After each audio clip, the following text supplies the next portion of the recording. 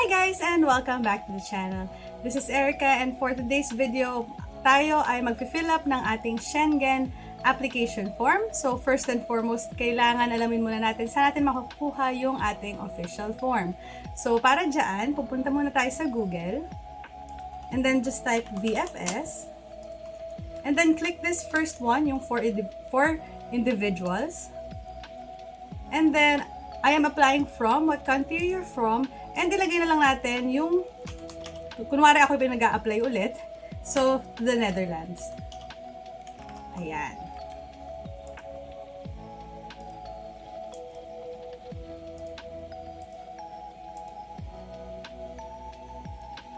And then, nililipat ka niya. So, pagdating nyo dito sa second site, you will just click on Apply for Visa.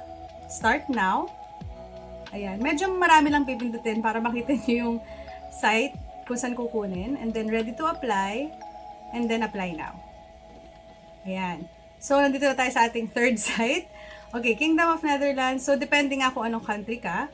And then, you will see here the Schengen Visa.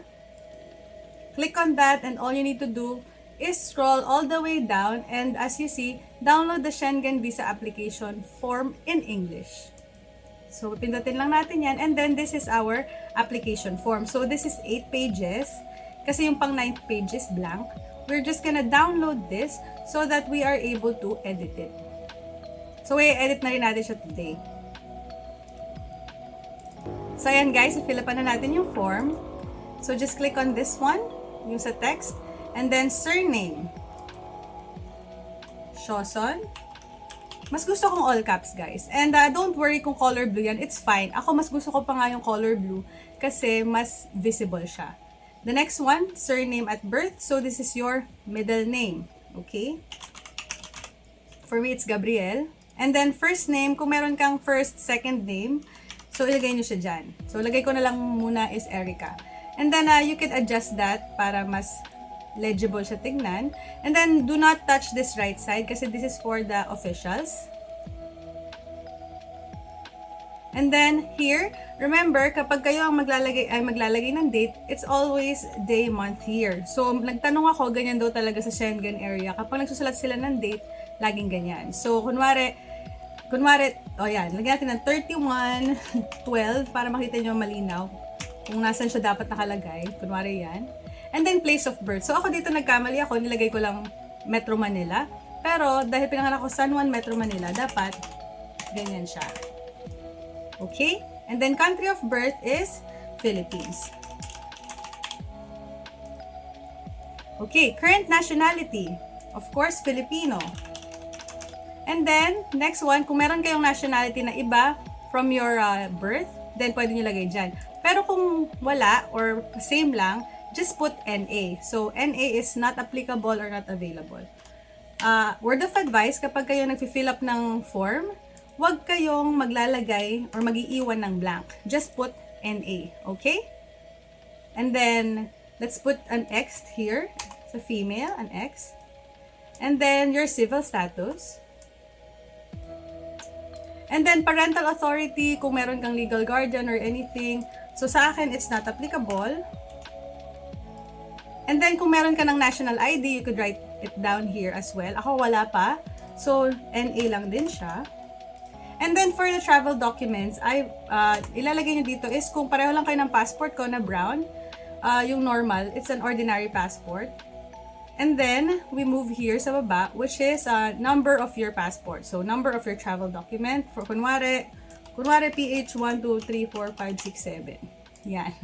And then, kung kailan siya in-issue, so, again, kapag sa mga petsa, it's day, month, year. So, kunwari, in-issue siya ng 15 of April 2022. So, expiration yan, valid until, madalas yan one day before, nung yun. So, it's 14 April 2032. Kasi 10 years na po ang mga visa natin dito sa Philippines. And then, issued by. So, nakalagay dito country lang. So, nilagay ko dito Philippines, mali siya. Kinorek siya doon. So, nung nag-apply ako, so, dito pa lang ilagay nyo na DFA ano siya. So, kunwari, DFA Manila. So, yun nilalagay nyo dyan. Hindi yung country lang. And then, personal data of a family member who is a citizen there sa mga Schengen area. Kung meron yan, you write it down. Fill upan nyo lang to ng mga information nila. So, since wala naman, if you're traveling like me alone, then just put it as NA. So, lahat ng ito is information for that family member. Guys, family member, hindi jowa. Hindi pa rin yung fiancé. Dapat husband or wife. Okay, family relationship with a national doon na ano siya, who is withdrawal agreement beneficiary kung meron ka. Of course, ilagay mo lang dito. And if it's not applicable, again, just put NA. Ayan. And then, applicant's home address. This is your address. So, lalagay nyo lang siya dyan. Your address. So, ang ilalagay nyo dyan yung address nyo ha. Hindi your address ang ilalagay nyo. Plus, of course, yung inyong email. Nakalagay naman dyan sa taas, di ba? So, liitan nyo na lang, lakihan nyo, para magkasya, maging maganda dito sa ating given space. And then sa telephone number, pwede dito ang cellphone number kung wala kang landline. Alright? And residence in a country other than the country of current nationality, hindi naman. So, we put down no. And then we move on to the next page. Current occupation. So, akin, ang pinasa ko, ang current occupation ko is streamer, vlogger, and online agent. So, yun ang nilagay ko. So, depende ko anong inyong occupation, I mean. Wow, bakit may B? Ayan. And then, of course, yung employer info nyo, since hindi siya applicable sa akin, nilagay ko lang dyan NA. And then, purpose of your journey. Make sure that yung ilalagay nyo dito, at yung totoong ina-applyan nyo, at yung nakalagay sa application form nyo and sa cover letter nyo is pare-pareho ang inyong purpose of journey. So, sa akin, it's visiting family or friends. Okay? Additional information, dito naglagay na lang din ako ng other than syempre for visiting family and friends, kasama na din dyan yung leisure. And then travel, nilagay ko na rin yung tourism guys. So, ganyan. Or kung meron ka man occasion na gusto i-celebrate doon, to celebrate with ganyan or something. Okay, pwede nyo siyang ilagay dyan. You can make it, you can personalize this. And then member state of the main destination. So, ano yung Schengen country na pinakamatagal kang magsistay or yung ina-applyan mo ngayon kasi yung pina-applyan yung embassy. So for this application specifically, Netherlands or the Netherlands. And then kung saan ka mag-e-entry. Hindi naman porket doon ka magsistay, doon yung flight mo papasok. Kasi minsan mas cheaper pa yung flight sa ibang country. So for example, kunwari, pwede nyo lagay dyan Italy or whatever. And then, since sa akin, Netherlands din, so yun lang din nalalagay natin dyan.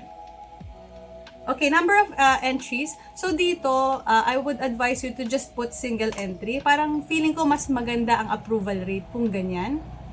And then, do not forget this area kasi medyo tago siya, hindi siya napapansin. Intended date of arrival and up to when. So, dapat talaga dito yung sa right side, pero hindi ka kasya. So, for example na lang, kunwari, ang travel natin is, kunwari, July,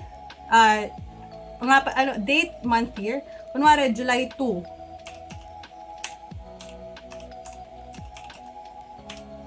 Lagyan natin 2, kunwari, 1 month.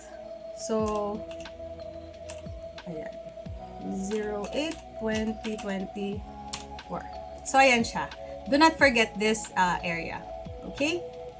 And then we move on to the next one. Kung nakapag-apply na kayo sa ibang Schengen application before at nakuha na kayo ng fingerprint, you put down here yes. Kung na-collect na ang fingerprints, pero pag hindi pa, tulad ko, first time, no. Okay. Next, entry permit for the final country of destination. Since babalik lang din naman ako sa Pinas, hindi ko na kailangan ito, not applicable. Alright. So, dito na tayo sa next one. So, surname and first name of the inviting person in the member state. If not applicable, name na lang ng inyong hotel or temporary accommodation. So, ito yung nasa booking informations nyo, guys. So, it's either you put in your hotel or yung actual name of sponsor. Okay. So, ayan siya, guys. And then, of course, yung address nun and yung email, yung address and email address nila. This is your hotel or sponsors info to, ha. Sa kanila to, hindi po sa inyo. And then, yung number nun. Okay? Contact of